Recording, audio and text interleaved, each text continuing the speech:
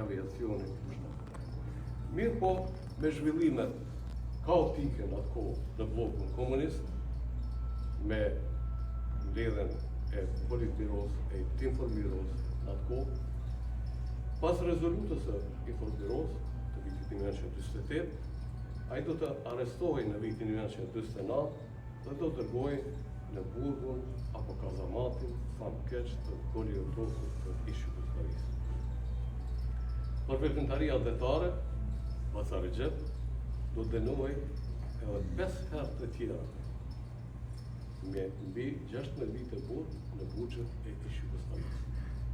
Pas çlirimit të Kosovës, ai vazhdoi angazhimin e tij për çështjen kombëtare, kurse në vitin 2024 u ndërua edhe me gërmjokjen e në qendra gjenocidin në Kosovë, Flak e Papo, për kontributin e tij të jashtëzakonshëm atetar.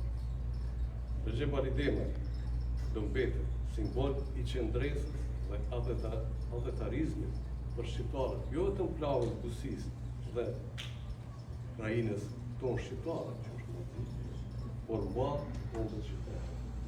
Populli i plavës dhe buzësisë e ndërroi edhe me krenari si Mandela i plavës dhe buzësisë për jetën e tij të shkëmbyer në dobitë të çështës kombëtare.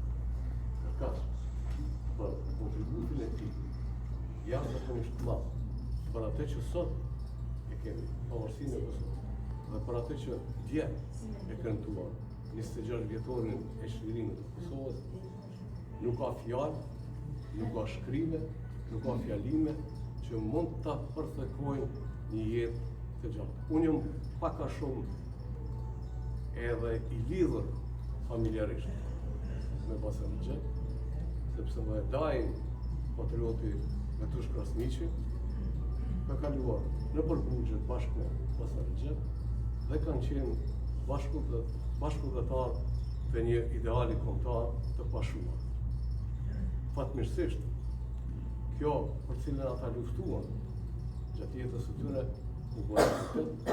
Kosova është e lirë, Shqipëria është antare e NATO-s, Maqedonia e Veriut është antare e NATO-s, Mali i Lirë është antare e NATO-s, së shpejti shpresoj të jetë edhe në Bashkimin Evropian, një ditë edhe Republika e Kosovës.